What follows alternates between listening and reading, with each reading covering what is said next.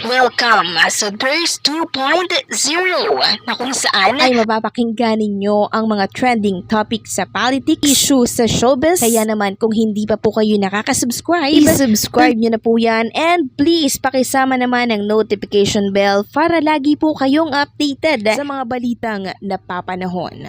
So, unahin nating pag-usapan itong ratings for August 21. Bagong post lang to ni Lionheart TV. Sabi dito, look at Showtime continues to lead the race to dominate noontime, logging another victory in the single channel and aggregated ratings battle on Wednesday, August 21 Nielsen Philippines data show. So, kung inyo mapapansin, nitong nakaraan sa isang update natin, 4.9% po ang ratings ng It's Showtime sa GMA nitong nakaraan. Pero ngayon, August 21 na inilabas, naging 4.8. So, parang pababa na po ng pababa yung ratings ng It's Showtime dito sa GMA. Tapos, bumagsak din ang ratings nila sa GTV and sa A2C. 0.8, 0.7, 0.3, and 0.0. Samantalang dito po sa Itbulaga, ang taas natin ha. Ang nakuha po ng Itbulaga sa TV5, 3.7. And then sa RPTV, 0.3. No, total of 4.0%. Konti na lang yung lamang, oh. Partida, 2 channel lamang po ang pinag-eeran ng Itbulaga, pero 4.0%. Kumpara naman dito sa 5 channel, tapos may malakas pa silang network, tapos 6.6% lang ang nakukuha. No, talagang bumabagsak na po ang ratings ng It's Showtime. Isipin nyo 5 channel yun, tapos ganyan lang yung ratings nila. Mababa po yan. Promise, ako yung nagsasabi sa inyo. So, minomonitor ko po yung ratings sa mga noontime show at talagang nakikita kong bumababa, lumalagapak ang ratings ng It's Showtime. Sa GMA na lang, tingnan nyo naman po, 4.8. Ang laking channel niyan. Ang dami pong station na sakop niyan. Tapos ganyan lang ang nakukuha. Talo pa po sila niyan, 'di ba? Sa binabayaran po nila. Samantalang pag-usapan naman natin ng tungkol dito sa isang host ng Itbulaga na kung saan ay araw-araw po na pinapabilib ang mga Dabbercads at ang mga netizen sa kanyang looks. Walang iba kundi itong si Paulo Ballesteros. Sabi nga dito ng Drag Race Philippines, dapat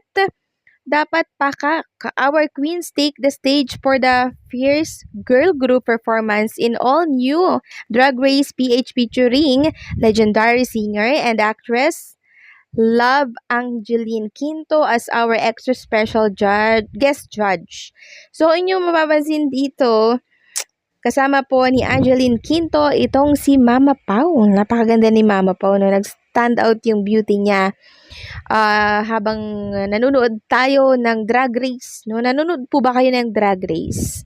Nakakatuwa lang, no, itong show ni Mama Pau kasi pinapakita niya dito yung kanyang husay, no? Husay sa pag-makeup, husay sa pagdidisenyo ng kanyang mga kasuotan. Samantalang, talakayin naman natin ang tungkol dito sa ikinagulat po ng mga Dabbercads and syempre ng TV5 and mga kapatid supporters. Dahil dito sa inilabas na pera po ni Mr. Manny B. Pangilinan para kay Carlos Yulo. Kay Carlos Yulo na lang po, 10 million na ang inilabas nitong si Mr. Manny B. Pangilinan, ang ating co-producer ng Itbulaga, no? Sabi nga dito, MVP Sports Foundation, nagbigay ng 10 million kay Carlos Yulo. Nagbigay ang Manny B. Pangilinan Sports Foundation or MBPSF, 10 million kay Carlos Yulo at 2 million bawat isa kay Nesty Patricio at Ira Villegas. Ito ay matapos mag-uwi ng 3 atleta ng medalya mula sa 2024 Paris Olympics. Si Yulo ay nakakuha ng double gold sa men's gymnastic habang si Patricio at Villegas ay parehas nakakuha ng bronze medal sa women's boxing.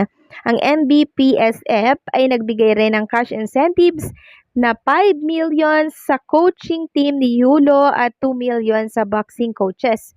So total of 21 million ang inilabas ng MVP Group, no, itong si Mr. Manny Pangilinan para sa ating mga gymnasts, no, or Olympians.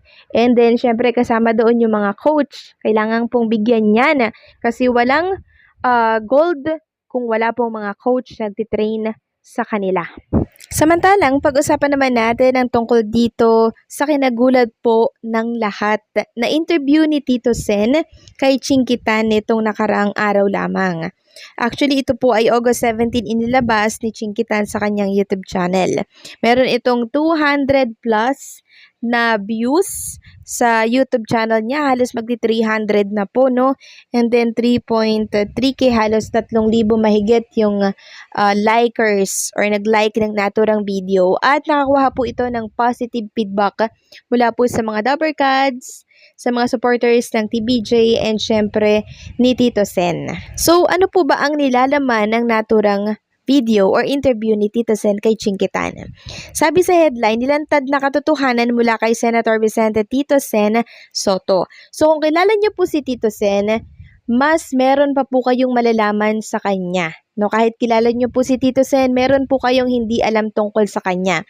Kasi sa video na to, ibinulgar at binahagi niya po ang lahat-lahat tungkol po sa kanya, tungkol po sa friendship nila at kung paano sila nagkakilala ng Tito Vic and Joey at kung paano po sila sumikat. 'Di ba? And yung talambuhay po ni Tito Sen ay kinuwento niya rin po dito sa vlog ni Chinkitan. And syempre, nasabihan din po doon ni Tito Sen yung tungkol sa mga halushos sa Tape Incorporated na kung saan ay humawak po sa kanila, no, TBJ. And una pa lang, sinoplak na po agad ni Tito Sen itong mga halushos or ang Tape Incorporated na 'di ba may utang pa kayo? No, may utang pa kayo tapos kayo yung hahawak sa amin. So, ang dami niyo pong malalaman, ang dami niyo pong matutuklasan sa vlog na to ni Mr. Chinkitan. Kaya kung hindi niyo pa po ito napapanood mga Kadabbercads, nako, puntahan niyo po yung vlog ni Mr. Chinkitan. And ang dami pong revelasyon doon tungkol sa TBJ. Medyo mahaba-haba nga lang, pero pag-aksayahin niyo na po ng oras, lalo na kung kayo ay supporters ng TBJ at ni Tito Sen, makaka-relate talaga kayo sa mga ibabahagi niya pong kwento sa inyo ng mga pinagdaanan po nila. Pero kung kayo ay mga millennial or I mean ay Gen Z, no, hindi kayo makaka-relate kasi yung mga pinagdaanan po nila ay grabe, mga kapanahunan po talaga ng hindi tayo makaka-relate. Maging ako, hindi rin ako nakaka-relate kasi batang 90s ako. Pero sinusubukan ko pong intindihin. And interesting ito habang nakikinig ako sa kwento ni Tito Sen na I found it interesting talaga.